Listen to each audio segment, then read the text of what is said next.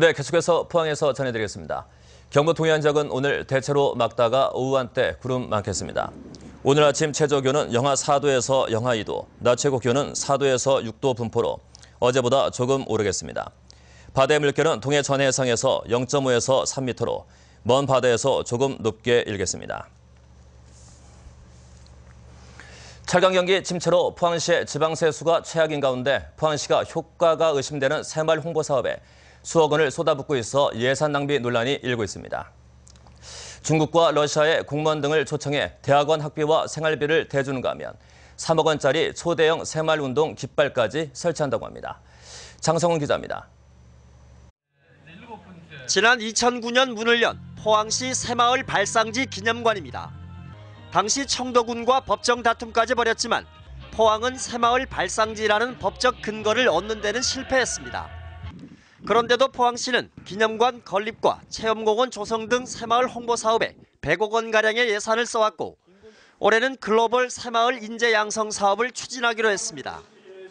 중국과 러시아의 공무원과 일반인 11명을 영남대 박정희 새마을대학원에 초청해 학비와 생활비로 1인당 2,700여만 원씩 3억 원을 지원한다는 겁니다. 새마을운동을 세계에 알리고 우호도시 간의 친선 효과가 있다고는 하지만 경상북도가 이 같은 사업을 이미 지난 2012년부터 더 큰 규모로 시행하고 있어 중복되고 졸업생 활용 방안도 없어 효과는 미흡하다는 지적이 나왔습니다.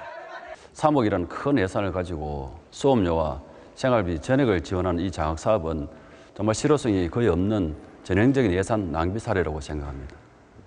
또 이 일대에 올해 3억 원을 들여 초대형 새마을운동 깃발을 설치하기로 하면서 예산 낭비 논란은 더욱 커졌습니다. 3억 원을 들여 45m 높이의 계양대와 가로 12m, 세로 8m짜리 깃발을 세우겠다는 건데 포항 경제가 최악인 상황에서 비난이 쏟아지고 있습니다. 이 예산의 편성 자체도 문제가 되고요. 또 목적도 없고 또 뭐 때문에 하는지 시민들은 도대체 이해할 수가 없습니다. 이런 예산들을 갖다가 받아주고 또 올린 공무원들이나 시의회 의원들은 비난, 질타를 받아서 마땅하다고 생각합니다. 한편 포항시 의회는 올해 예산안 심사 과정에서 이런 문제점을 알고도 이들 사업의 예산안을 거의 그대로 통과시켜줘 비난 여론을 피하기 힘들게 됐습니다. MBC 뉴스 장성훈입니다. 아시아나와 대한항공이 포항공항의 재취항에 소극적인 자세를 보이고 있습니다.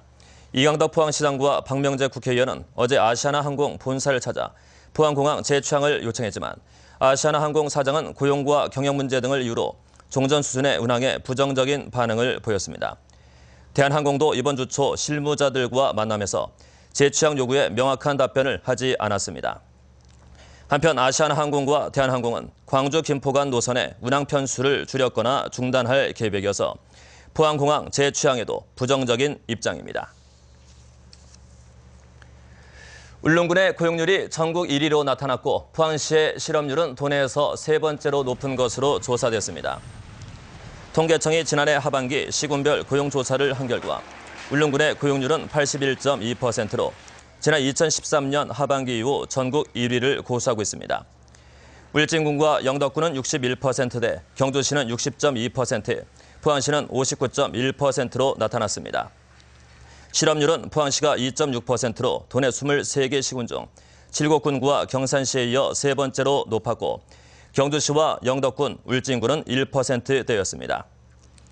한편 경주시는 근무지 기준 취업자 수가 거주지 기준 취업자 수보다 17,000여 명이 많아 인근 울산과 포항 등지에서 출퇴근하는 근로자가 많은 것으로 분석됐습니다. 경기 침체가 이어지면서 음식점의 개업과 폐업이 늘어나고 있습니다. 포항시 내 음식점은 지난 2014년 말 7,900여 개에서 지난해 말 8,500여 개로 한 해 사이 670여 개가 새로 문을 열었습니다.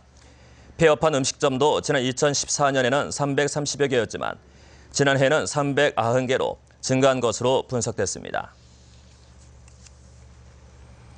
경상북도는 학교 급식에서 친환경 농축산물 비율을 50%대로 높이기로 했습니다.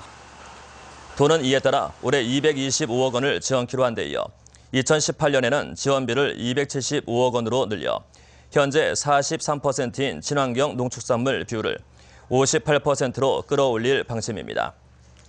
도는 특히 양계 농가를 위해 계란 광역 공급센터를 한 곳에서 5곳으로 늘렸으며 모든 품목에 대해 생산 단계부터 안정성 검사를 철저히 하기로 했습니다. 네, 이상으로 MBC 뉴스를 마칩니다. 감사합니다.